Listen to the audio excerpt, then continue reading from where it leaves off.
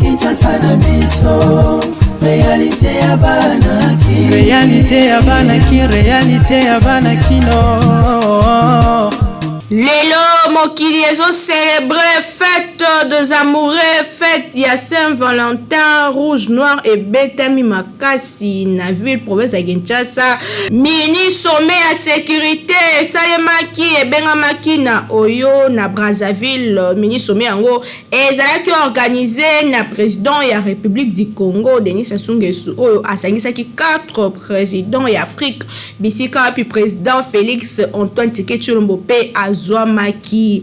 Ba député provinciaux ba plaider pour na ba salaire na bango awa pe ba élection ya ba gouverneur ezoya soki ba futamite donc danger za makasi. Ba détail toute na édition na biso lelo na senesengo mingi ya ko présenter les bino. Mbote, merci na fidélité et confiance. Bon pays na KNB News mais ça na ko informer bino toujours d'une manière très professionnelle l'édition lelo. Et bandi tikato fongola yango na mini sommet esalemaki na Oyo kuna na Congo Brazzaville yango ezalaki pona kolobela ba exploit oyo armée congolaise pe ougandaise ezosala na likambo etali bongo lutte contre terrorisme na Est démocratique du Congo et sangisaki 4 présidents d'Afrique. Image et commentaire. Na initiative ya président ya République du Congo Denis Sassou Nguesso esalemaki na Oyo samedi dernier 12 février 2022 mini sommet sur la paix et la sécurité régionale.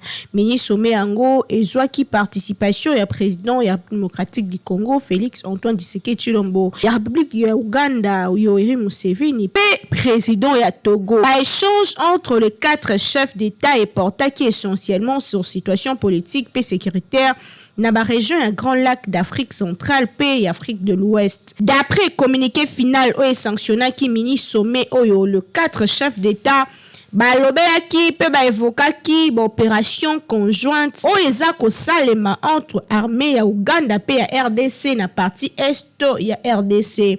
Wapi eza ko viser ko éradiquer totalement ba rebelle ba force démocratique alliée ADF na mokuse pe ba force mususu négative au bazali ko silisa pepe sécurité na de 2 pays.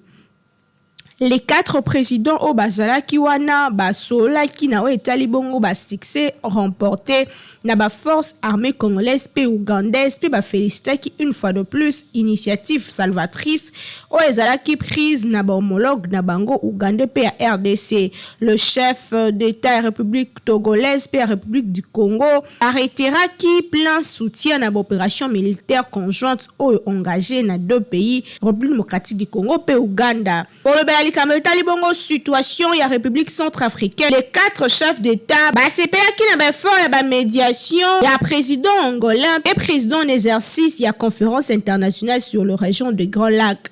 Naboé se réjouissaki na ba mesures prises par l'autorité centrafricaine pour favoriser l'organisation du dialogue républicain. Les 4 chefs d'État basola ki pe ba évoka ki ba intérêt o ezali ko salema na 10e sommet ya chef de l'État. Il y a un gouvernement, il y a un accord cadre pour la paix, sécurité et coopération pour la République démocratique du Congo. Ekosale Mabongo le 24 février 2022 na Kinshasa au cours na yangonde RDC ekosixede na Uganda. Penyon se kosale mamalamu ezalaki bongo likambo ya kimiande sangisaki 4 présidents d'Afrique pona kolobela nini ndenge nini kozongisa kimia na kati ya bamboka oyo Afrique mingi na République démocratique du Congo. Tout noter que président ya RDC Félix Tshisekedi Tshilombo azwaki tête à tête moko le même samedi 12 février 2022 na homologue na Ougandais Yoweri Museveni. Échange yango esalemaki entre les 2 chefs d'État na ville ya Oyo au nord de Congo Brazzaville en marge ya sommet où esangisaki 4 chefs d'État organisés na président congolais Denis Sassou Nguesso. D'après celle la communication à présidence de la République de 2 présidents échangé qui pendant plus d'une heure kasi déclaration moko ya makasi et salema quitté à l'issue entre vous na bango Oyo et salaki plus d'une heure. Il faut qu'on rappelle que actuellement armée ya les deux pays bazali mener opération conjointe contre force terroriste na Est démocratique du Congo.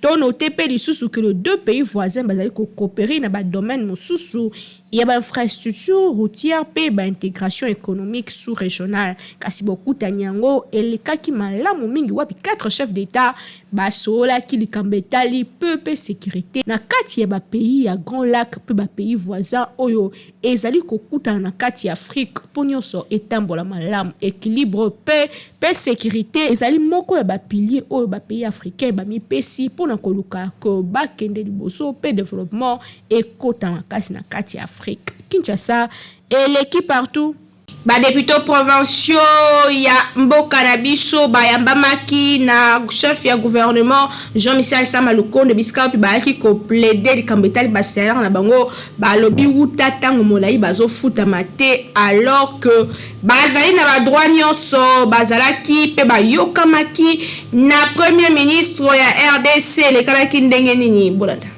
Délégation, il y a des députés provinciaux, représentant qui 26 provinces, il y a RDC, Kutanaki, moko ya samedi 12 février 2022, na premier ministre Jean-Michel Sama Lukonde. Préoccupation na bango ezalaki notamment likambo etali arriéré ya salaire na bango au cours ya rencontre yango esalemaki na immeuble ya gouvernement na Kinshasa. Eli provinciaux oyo sollicitaki implication personnelle ya chef de l'État pe exécutif national pour la résolution ya problème na bango.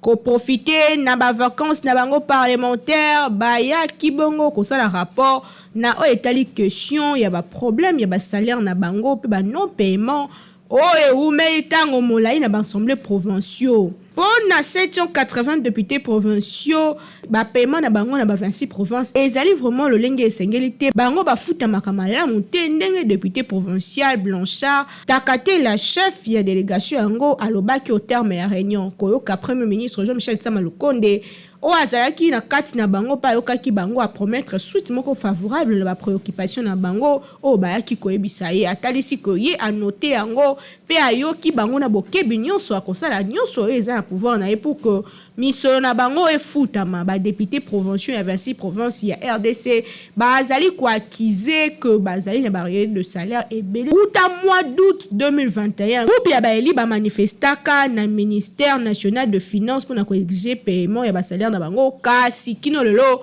nanu eloko esalema te obosana te que palate seigneur bimisaki déjà calendrier pour l'élection gouverneur na ali oyo député provinciaux bafuta makate tokoki kozela nini na vote na bango kozala mabe makasi malamu gouvernement luka solution pour que nyonso esalema malamu. Kinshasa et l'équipe partout. Liboso bapandi sango UDPS Union pour la démocratie et le progrès social Bar Tshisekedi bimaki na silence na etali bongo problème ya sécurité o lobamaki mikoleleki Augustin Kabuya o azali secrétaire général alobaki que RDC est condimate que moto azwa pouvoir na menduki donc moto nyonso ata la élection pe a se préparer pour pouvoir ezomaka kana ba urne bolana.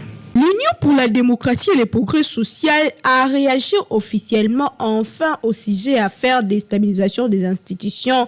Il y a République démocratique du Congo et Salaki Raj Mekoleleki na ba médias pe na ba réseaux sociaux finalement communiqué moko officiel ndea qui ko confirmer ba soupçon moko grave concernant sécurité nationale. Azalaki liboso ya presse dimanche 13 février 2022 na Kinshasa, Augustin Kabuya alobaki que parti politique né en particulier pe population congolaise en général ko tolérer ata mokiete comment la motomoko aya kozwa pouvoir na force. UDPS abunda pendant 37 ans na ba méthode ya non violence pe lelo UDPS accédant na pouvoir d'une manière démocratique. Naboye akosenga na moto nyonso alingi kozwa pouvoir azela ba voix de urne population de s'exprimer. En outre, Augustin Kabuya a déploré que comportement et collaborateur et ancien président de la République démocratique du Congo Wat Bakinda qui ko tweeté tweet moko et sala qui vraiment polémique ko lobako RDC ko zala épargner te na coup d'état ezali ko secouer ba pays ebele Afrique na kati ya maloba na ye numéro 1 ya parti présidentiel a soutenu que bato bazali ko luka pouvoir na ko critika ka UDPS tongo midi pour que ezali ko gérer mabe bazela kaka 2023 ba élection ko ya peuple nde aza arbitre, peuple nde akopesa nani alingi pouvoir atika kotungisa pouvoir na bango. Par ailleurs, secrétaire général a UDPS a rappelé que Constitution ezali ko prévoir mode d'accession au pouvoir par la non-violence paix par la voie de urne. Constitution RDC epesi opportunité na mutu nyonso congolais nyonso aya ko postuler ko tenter chance na ye po atala soka kozala voter ou pas kasi ya kosala kama yuya malonga te. A rappelé que gouvernement et mataki na créneau lors du dernier conseil de ministres président na chef de l'État Félix Antoine Tshisekedi Tshilombo on a ko mettre en garde moto nyonso akoluka ko déstabiliser ba institution démocratique du Congo. To noter que depuis conseiller spécial il y a chef de l'État en matière de sécurité, M. François Béa, azali en détachement l'Agence nationale de renseignement, oyo. Et zali ko traité affaire oyo zala ki bongo relevé, il y a déstabilisation, il y a institution. Naboye likambango ezwaki en plein makasi batu misusu kutu babandaki koloba pembeni kezalaki tentative ya coup d'état kasi affaire yango nano esili malamu te na ngambo ya UDPS balobi batika kimia pouvoir na bango etambola kino na suka 2023 nde makambo urne nde ekokabola po RDC ezwa nzela ya démocratie manduki te force pété po eza voix ya faible Kinshasa eleki partout. Tout bien, on est banni que le 14 février, ezali bongo journée dédiée aux amoureux et les kanaki ndengini na ville province de Kinshasa, surtout que batu balata ki mingi ba noir rouge kasinga na laksibino ndenge salemaki. Mokolo ya lelo le 14 février ezali considéré la journée à Saint-Valentin. Na bamboka ebele lokola fête des amoureux ba couple ba profitera pona ko s'échanger ba modu ba cadeau pe ba bref d'amour ba rose ba rouge pe bon la bongo ezali journée ya passion journée ya kokabola biloko o esengeli pona kolakisa bolingo ezalaka mingi journée des amoureux. Ce qu'il faut ko remonter na histoire na yango fête yango ezali ko attester tope uta na 14e siècle na Grande-Bretagne wapi tango ba catholique ba pekisaka célébration ba mariage Valentin d'Eterni fête le 14 février a désigné que l'église catholique lokola l'église wapi bisika bandaka ko bénir ba mariage en secret yango ezalaka na 1496 ba pape Alexandre II apesaka ye titre ya patron des amoureux sima ya ko combattre tradition ya valentinage pe lisusu en effet pape ayaka ko déclarer le 14 février lokola jour Saint-Valentin yana ezali journée moko e utaka na Rome pe wapi bisika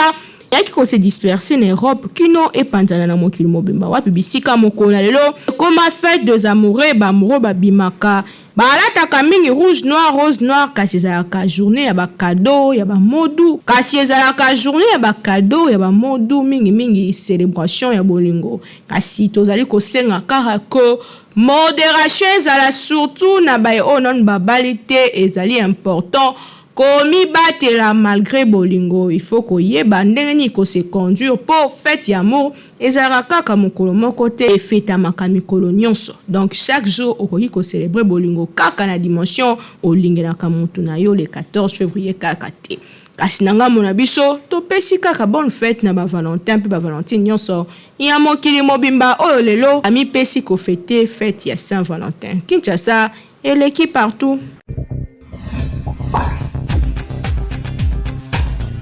Spaghetti roni pe macaroni roni eza ba produit Beltesco aussi bo message nango ezotekama partout somba lia kasi kobosa na to memela pe voisin po epe azwaje ya kosomba ba produit Beltesco. Ayeli susu bango banani société Beltesco toujours ndenge amesana ko sunga population congolaise sikoyo ayeli bino eloko ya motuya tunanga yinini ezali bongo spaghetti roni oyo bozali komona ndenge bazali ko présenter biso yango awa ezali produit moko kitoko makasi okoki kolia yango na biloko nyonso oyo olingi Thomson soso viande ya lolenge nyonso tope madesu oyo na Kinshasa tobengaka madeblo oza mobimba bana mikolo tout le monde akozala d'accord na spaghetti oyo roni esengeli koyeba ke pâte alimentaire oyo esalemi na semoule de blé ezali na elengi pe guna ndenge ya kosakana te kasi babosani bino te baye nyonso oyo pe baza batu ya ba nostalgie balela ba macaroni Beltesco acheli bino pe lisusu macaroni roni yango pe lisusu ndenge moko gu ya ndenge ya kosakana te elamba makaka ndenge moko mwa ya muke ya moto etoki oche yango na kati quelques minutes après ebeli bana ya classe ba papa na tongo va bakende musala yo pe mama soko ngo kende marché okoki ko beta yango repas moko ya 5 minutes esangisi libota mobimba pe bozali calé na journée bokoya kolia kaka na pokwa vérifiez toujours logo ya Beltesco tango ozali kosomba po ba mwifi na Kinshasa bazali ebele po yango nde ezali ba produit ya qualité supérieure oyo Beltesco a chelibino na marché to offrir bino produit kitoko o babengi spaghetti roni ezali pâte alimentaire à la semoule de blé. Pâte alimentaire à la semoule de blé oyo ezali kaka spaghetti roni oyo esengeli ko lesama na mabota na biso maman responsable papa responsable ba étudiant ba coopérant spaghetti ezali kaka moko ezali spaghetti roni oyo ezali la qualité supérieure oyo spaghetti oyo baleka ngo partout to zali na produit mususu babengi ya kitoko makasi babengi macaroni ya Beltesco en tout cas ngala benga ngo kima kinkaka ezala petite ya consommation na bino mikolo so ya kolia macaroni roni na spaghetti roni po ezali biloko oyo ezali kotonga nzoto ezali kopesa biso nzoto makasi po toyeba ko vivre longtemps na mokili ezali cadeau signé Beltesco mwana mama yebela pona kolia biloko ya qualité il faut toujours Beltesco po yende akanga Kinshasa République démocratique du Congo mobimba uta batango ebele autre bakité Tolobi Kinshasa et l'équipe partout.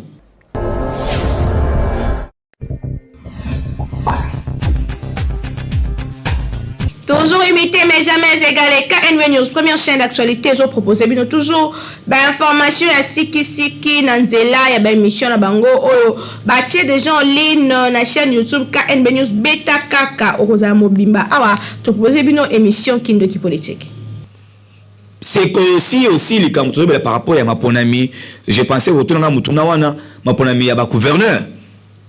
Makam tozo moneza elengite madame. Wala peso bota déjà mbutu bazo ela déjà ba poste na mona union sacrée basangani pona kokena ordre moko pas kokena ordre dispersé bazo se préparer déjà lobby déjà pe secrétaire général de PS alobela les kambo ya ba candidature ya ba gouverneur pona ba province et zo ya pe mbutu makambango. Je vais parler madame d'une manière générale mais aussi d'une manière donc spécifique par rapport à province moko. D'une manière générale, ils ont initiative en malam. Mais batika clientélisme. Batika kotia monto parce que au moment où ça pire biso to manipuler facilement. Non. Vous tuez ma province. Oh, gouverneur Azali, le représentant valable des chef de l'État dans la province. Je parle le cas il y a province, il y a Kasaï oriental. Madame, dans mon liste à candidat. Baza ebele. Baza malam. Mais nous la CNRP par rapport au ya ba Angers au na Kasaï madame vous savez Kasaï oriental et kalina sima makas na ba régime nyonso eleki oyo malgré diamant ye malgré donc ba minéré mabele madame azanango malgré tout ce qu'il a atkana sima alors cette fois-ci ezo senga quelqu'un qui peut prendre la province donc dans un bref délai kotiango na ba condition esengeli et là biso CNRP toujours soutenir candidature. Il y a un monsieur, d'abord, de par l'éthique, c'est quelqu'un qui a la bonne moralité. Madame, ce monsieur dont je vais citer le nom, il a fait 20 ans, plus de 20 ans. Plus de 20 ans, na quoi donc, na gestion, il y a donc entreprise publique, plus de 20 ans. Il a fait 7 ans comme directeur, il y a des gemmes au Kasaï oriental. 3 ans comme donc DG donc quoi donc na chancelier na nini donc quoi donc na DG c'est quelqu'un qui a la maîtrise et pendant tout ce temps vous pensez qu'il est qualifié? Il est qualifié. Je vous dis vous savez il est aussi important que Namboka Nabiso to tia monto o esengeli na place o esengeli mais aussi quelqu'un qui a la compétence, quelqu'un qui a aussi quand même quoi donc la maîtrise en gros il y a makambo ya gestion. Vous savez madame, excusez-moi de citer le nom de notre confrère Maouja Younes, l'ancien gouverneur ya Kasaï oriental. Parlons-en. Notre affaire là, il fut combattant, oui. Mais il ne méritait pas être à la tête de la province. Tanenga Lekissi, plus de 2 ans. Donc, à la tête, il y a province et le côté. Pourquoi? Parce que, bah, on ne sait pas qu'on tient mon tour à son mérité. Mais tout tient mon tour parce qu'il est de notre nom. Moi, je pense que Alidor Beya Moulumba, monsieur Alidor Beya Moulumba, je ne le connais pas personnellement, mais nous avons fouillé. Et natikala ko fan na yene to fan na yo boité. Mais tu fouillé quand même que pour na banger ou Kassé orienté ils ont présenté Alidor Beya Moulumba, il est mieux placé. Il n'a pas senga bande konangai ya IDPS. Pour soutenir ndeko wana. Abima. Pas pour na intérêt ya biso moko, pas pour na intérêt ya individu, mais pour na intérêt ya peuple kassayen ou ya souffrir mingi. Madame, Alidor Beya, tout kala ko yo kayeti ata na soupçon. Ata ya 10 francs. Ba information on a payé si yo. Les journalistes monene kendo fouiller na DGM ya Kassé oriental plus de 7 ans. 20 ans d'expérience en matière de gestion. Donc, il y a l'entreprise, il y a l'État. À ta soupçon, et biso CNRP et biso, nous sommes un parti politique basé sur des bonnes donc, réflexions. Et si tu fouilles, bien, David de Moukebeto, bien, mais à la tête na bango, Alidor Beya Moulumba, il est mieux placé. Et je pense que CG Kabouya, c'est quelqu'un, tu veux nga Nabuta, tu veux nga Salomon, il va trancher pourvu que na compte ya IDPS Alidor Beya Moulumba, donc gouverneur na ville province ya Kassai oriental, mais aussi je pense que en avril moi-même personnellement nous en Moujimaï. Nous en Moujimaï pour prendre la même la langue n'a pas député provincial parce que la plupart ce sont nos pères, ce sont nos grands frères, to yebani, tu vois Sabango ne trahit pas le peuple kassaïen. Il y a que voter Moutoumoussousou à part Alidor Beya Moulumba. Très bien. Moi, je suis en train de réfléchir. Nao Etalibon, élection et gouverneur. Est-ce que à l'avenir, faudrait changer mode ya élection et gouverneur parce que tout le monde yango mingi na mikolo uti koleka guba député ba voter mutu oyo et puis après ba yé motion de défiance ba longolier ba kwesier et mingi so landeli peut-être ça makambe makambu mingi ça entre ba député na ba gouverneur. Est-ce qu'il faut réfléchir pour changer le mode de scrutin pour le gouverneur? Madame, j'ai des propositions par rapport à le Lengue Moutoro comme le gouverneur. Première des choses, tous on a la nomination directe par mon conseil. Pourquoi? Chef de l'État, chef de l'État, il y a capitalité. Chef de l'État, il y a Mboka Mobimba. Mais ce qui a se retrouvé, tout le monde qui a fait Félix Antoine Tshisekedi, il s'est retrouvé président, mais tous les gouverneurs contre la majorité. La plupart, il y a profité du gouvernement, c'est tant majorité est basculé. Tu as choisi. Comme ça, tu dis, mais dans les fonds, on se tenir, on ne soutient pas Félix.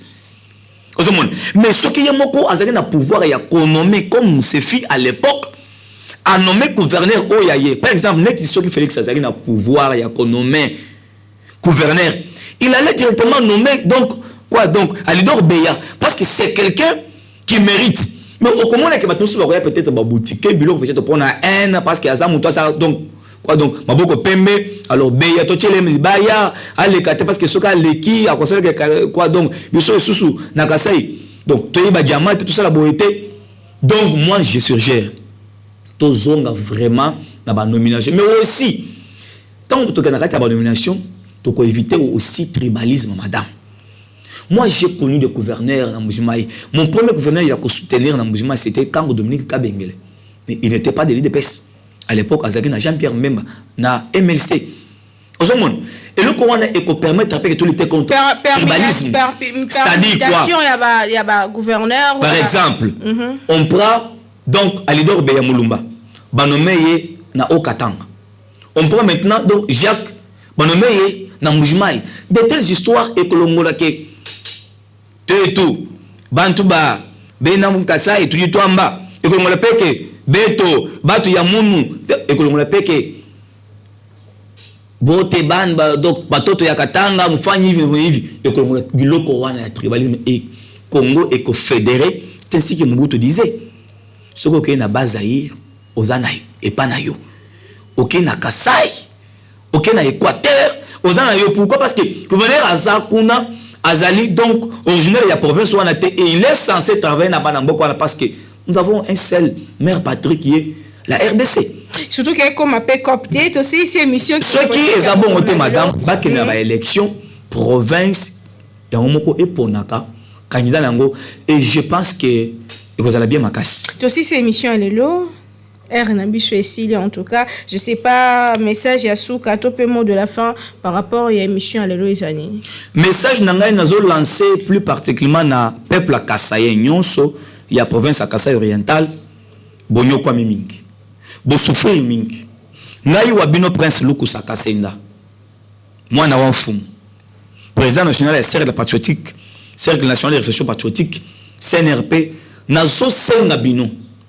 Par rapport il y a pas sur bino bomoni, biso toyebi, je suis né na province à Kasaye. Na yebi toutes les réalités ya province en Kasaye.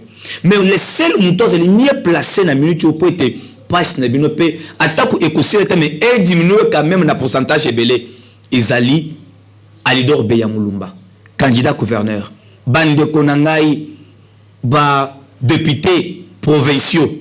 Bossé la sentimenté. Tout ça, kana Kasaï wana. Onzamba sepela yeke. Nazala Congolais, mais d'abord Kasaïen. To voté bisognon suba. Donc, ba député provinciaux. Et je vous informe que dans le mois d'avril, avant l'élection, nous quittons la Moujimaï. Pour nous quitter la Nabino. Peuple Kassayen, mais aussi les députés provinciaux, vous votez à l'idor Beya Mulumba. Ces messieurs-là, tu as Aïba Nanoté, à détourner. Mais aussi, il a une vision pour le Kassai. Il faut aussi noter, parce que ceux qui ont été, même ceux qui ont été à Roya Peboué, madame, n'a pas ma place à l'État. Kendo Tunati. N'a pas information. Information mais c'est ça, c'est quoi sa vision pour le Kassai? Vision à toi, vous voulez qu'on en parle? Je pense que au PSNA déjà minute à Soukalo. Nous avons quand même le col en avril. Nous avons l'honneur que le Bélan. Et ça édition dédiée aux amoureux au Nazaki Nesenga ko présenter les bino Nasima caméra pe réalisation et Simba Makina Timothée KMB coordination et Simba Makina Jimmy Mukendinga Nazaki on a pour ko pese la bino ba information mukona lelo tokutani très prochainement kasi keba kosala buzoba mingi te po bolingo ezalaka célébrer kaka le 14 février te kasi mikona mikolo mingi na ba couple baza officiel tope ba baza envoi à mariage et non ba obate na nzela pona koluka eloko ba mo mayeba te keba okoyo ma bébé na ndako esala mabe poko kolsa mwana eza passe wana conseil mpona lelo tokutani prochainement na souci à servir au bino d'une manière très très professionnelle qui me la beauté la bino. Magazino yeah. Magazine Kinshasa na biso réalité ya bana ki réalité ya bana kino